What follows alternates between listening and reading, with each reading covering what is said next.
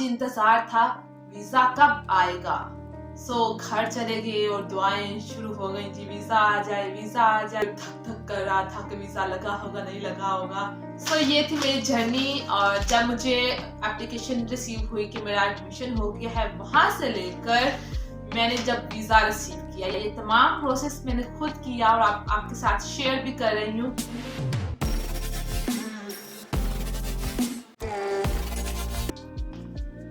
अस्सलामुअलैकुम, कैसे हैं आप सब? उम्मीद करती कि आप लोग बिल्कुल खैरियत के साथ होंगे और आप सबका बहुत शुक्रिया। आप सबने पिछली वीडियो के अंदर बहुत अच्छा रिस्पॉन्स दिया और बहुत से लोगों ने नीचे कमेंट किया कि आप अपनी पूरी जर्नी शेयर करें कि आपने किस तरह एडमिशन लिया, आपको किस तरह वीज़ा मिला और तमाम प्रोसेस। तो मैंने सोचा क्यों ना इसके बारे में भी वीडियो बनाने चाहिए, तमाम लोगों को एक साथ गाइडेंस मिल जाएगी।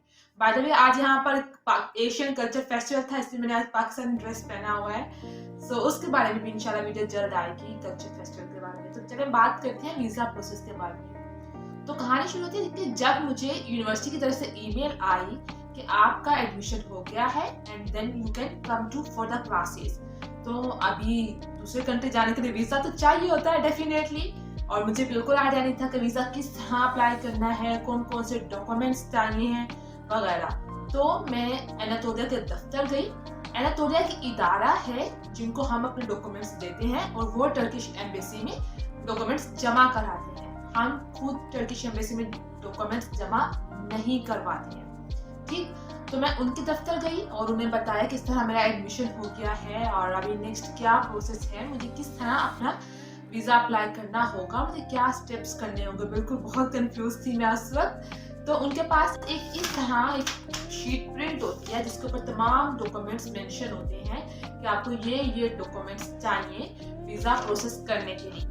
उन्होंने मुझे वो शीट दे दी और बताया कि आप जाएं, ये तमाम डॉक्यूमेंट्स प्रिपेयर करें और जब आपके ये डॉक्यूमेंट्स प्रिपेयर हो जाए तो आप यहाँ पर आकर अपनी फाइल दे सकते हैं। ये था पहला स्टेप कि इंफॉर्मेशन देना कि हम क्या करें, किस तरह करें।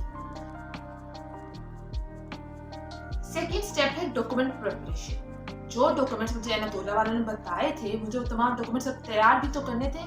इनमें जो सबसे अहम स्टेप होता है वो होता है अपनी डिग्रीज को रिस्पेक्टिव अदारों से अटेस्ट करवाना। यानी अगर आप बैचलर्स के लिए आ रहे हैं तो आपको मैट्रिक और इंटर के डॉक्यूमेंट्स अटेस्ट कराने हैं। अगर आप मास्टर्स के लिए आ रहे हैं तो आपको मैट्रिक, इंटर और बैचलर्स के डॉक्यूमेंट्स अटेस्ट कराने हैं। और अगर आप पीएचडी के लिए आ रहे हैं तो मैट्रिक से लेकर मास्टर्स तक तमाम डॉक्यूमेंट्स आपको अटेस्ट कराने होते हैं। सबसे पहले मैं लाहौर से हूँ तो मुझे लाहौर बोर्ड से अपने डॉक्यूमेंट्स वेरीफाई कराने थे। मैं लाहौर बोर्ड गई, वहाँ उनके अंदर ही बैंक बना हुआ है, तो आप उन्हें अपने डॉक्यूमेंट्स देते हैं, फिर वो आपको चालान फॉर्म देंगे और उसी बैंक में जमा फी कराते हैं, तो वो आपको टोकन अब दे देते हैं क्योंकि सिस्टम अपडेट हो गया। लाहौर बोर्ड आपको डॉक्यूमेंट्स वेरीफाई करता है और वो आपको डॉक्यूमेंट्स IBCC भेज देते हैं। आपको IBCC से देन अपॉइंटमेंट लेना होगा और जिस दिन आपका अपॉइंटमेंट हो वहाँ की अलग फीस है अटेस्टेशन की। हर डॉक्यूमेंट उनकी वेबसाइट पे मेंशन है और आप फिर IBCC जिस दिन आपकी अपॉइंटमेंट होती है उस दिन जाते हैं और फिर वो आपके डॉक्यूमेंट्स के ऊपर स्टैम्प करके आपको आपके डॉक्यूमेंट्स दे देते हैं। तो यहाँ पर मैट्रिक और इंटर के डॉक्यूमेंट्स तो हो गए। देन बारी आती है आपकी बैचलर्स की डिग्री की। अगर आप मास्टर्स के लिए आ रहे हैं और बैचलर्स आप क्योंकि यूनिवर्सिटी से कर रहे हैं तो वो आपका हायर एजुकेशन कमीशन जो होता है वो आपका अटेस्ट करता है। तो आप HTC की वेबसाइट पर जाएंगे, आप वहाँ उनके पोर्टल पर अपनी ID बनाएंगे। देन आपका वहाँ पर दो तरीके हैं। अगर आप अर्जेंट और वॉक इन के साथ जाना चाहते हैं तो आप अपॉइंटमेंट लें और जिस दिन आपका अपॉइंटमेंट हो वहाँ पर जाएं। 5000 इसकी टोटल फी होती है। 3000 होती है अर्जेंट यानी आप वॉक इन जा रहे हैं और 1000 हो जाएगी आपकी मार्कशीट और 1000 हो जाएगा आपका डिप्लोमा। तो 5000 टोटल लग जाते हैं HTC की अटेस्टेशन के ऊपर। देन बारी आती है आपका तमाम जो डॉक्यूमेंट्स अटेस्ट हो जाते हैं, लास्ट पर आप मोफा से अटेस्ट कराते हैं, मिनिस्ट्री ऑफ फॉरेन अफेयर्स। वहां पर जाते हैं और आपके डॉक्यूमेंट्स वहां से अटेस्ट होते हैं। मोफा वाला स्टेप आपने बिल्कुल लास्ट में करना है, यानी अगर आपने नेक्स्ट डे अपना वीजा देना है तो उससे एक दिन पहले आप मोफा वाला काम करिए। तो नंबर 1 डिग्रीज तो टेस्ट होगी। सेकंड, आपको अपनी इनकम शो करानी पड़ती है कि आप फाइनेंशियली स्टेबल हैं। तो अगर आप खुद की है ठीक है, वरना आप अपने पेरेंट्स की भी शो करा सकते हैं। और उसके साथ आपको एफिडेविट स्टेट करना होता है कि ये मेरे पेरेंट हैं, ये मुझे सपोर्ट कर रहे हैं एंड उसके ऊपर आपको दोनों के सिग्नेचर्स होते हैं, आपके और आपके पेरेंट के। तो एफिडेविट हो गया। थर्ड पे आपको तस्वीरें चाहिए टर्किश एम्बेसी के लिए। आपको 5x5 सेंटीमीटर आपकी लेंथ और विड्थ होनी चाहिए, ये इनकी रिक्वायरमेंट है। फोर्थ, अगर आपका कोई वर्क एक्सपीरियंस है वो आपको चाहिए होगा। और एप्लीकेशन फॉर्म आपको एनातोलिया वाले प्रोवाइड करेंगे। 5 हो गए। नंबर 6 पे आपको अपनी टिकट शो करानी होगी इंटेंटिव डेट की कि मैं फलां तारीख को ट्रैवल करूंगा। और नंबर 7 पे आपको अपना एक अकोमोडेशन शो कराना होगा कि मैं टर्की जाकर फलां जगह पे अकोमोडेट हो जाऊंगा। नोवा लेटर भी चाहिए होता है जिसके अंदर आप स्टेट करते हो कि मैं फलां फलां मेरा पासपोर्ट नंबर है, आईडी नंबर है, फलां यूनिवर्सिटी में मेरा एडमिशन हो गया है, ये मेरे बैकग्राउंड है और मुझे इस तरह से वीजा दिया जाए ताकि मैं वहां जाकर अपना जो है स्टडीज कंटिन्यू कर सकूं। तो ये टिकट और अकोमोडेशन वाला आप डमी भी शो करा सकते हो, खुद भी आप प्रिपेयर कर सकते हो किसी एजेंट से, या आप एनातोलिया वालों को भी बोल सकते हो, वो आपसे थोड़ी सी फीस चार्ज करेंगे और आपको डमी टिकट और आपका अकोमोडेशन का डॉक्यूमेंट प्रिपेयर करके दे देंगे। तो ये तमाम चीजें हमने प्रिपेयर कर ली, तमाम डॉक्यूमेंट्स प्रिपेयर थे, हमने मोफा से भी टेस्ट करा लिए। तो चलते हैं एनातोलिया के दफ्तर। डॉक्यूमेंट्स प्रिपेयर हो गए। अब आता है third step, visa application submit करनी है। इस टू इम्पोर्टेंट और आप नर्वस भी होती कि हमारा सक्सेसफुली वीजा सबमिट हो जाए, कोई डॉक्यूमेंट मिसिंग ना हो, कोई मुश्किल और कोई परेशानी ना आए। So you are a little nervous, आप थोड़े से नर्वस होते हो। तो ये स्टेप इज मोस्ट इम्पोर्टेंट। तो गौर से सुनिएगा कि मैंने अपना वीजा किस तरह सबमिट किया। तो चलते हैं वीजा सबमिट करने एनातोलिया के दफ्तर। एनातोलिया के दफ्तर गए, बस टिकट और अकोमोडेशन अरेंज फिलहाल नहीं थी। वो मैं वहीं पर मैंने अपनी फ्रेंड को कांटेक्ट किया कि ये जल्दी से मुझे अरेंज करके भेज दो, क्योंकि एनातोलिया में थोड़े से एक्सपेंसिव दे रहे थे। तो वो चूंकि ये काम करती है तो उन्होंने मुझे वो अरेंज करके ईमेल कर दिया वहाँ पे। तो मैं डॉक्यूमेंट्स प्रिपेयर हो गए। फिर मैंने जब बारी आई तो मुझे एनातोलिया वालों ने एप्लीकेशन फॉर्म दिया कि आप बैठ जाएं और एप्लीकेशन फॉर्म फिल करें और आपको वो तमाम जो उस पर सवालात होते हैं बिल्कुल दुरुस्त और ऑनेस्टी के साथ फिल करनी है, तो वो आपके एनालिसिस होते हैं आपको वीजा जब मिलता है। मैं वहां पर बैठ गई और मैंने वहां पर एप्लीकेशन फॉर्म फिल किया। वो तमाम डॉक्यूमेंट्स उन्होंने चेक किए कि, तो मैंने उनको अपने ये डॉक्यूमेंट्स दे दिए। उस दौरान देन उन्होंने मुझे भेज दिया कैश काउंटर पर, और कैश काउंटर पर हम अपनी फी देते हैं। वो आपको एक रिसिप्ट देते हैं जिसके ऊपर फी मेंशन होती है।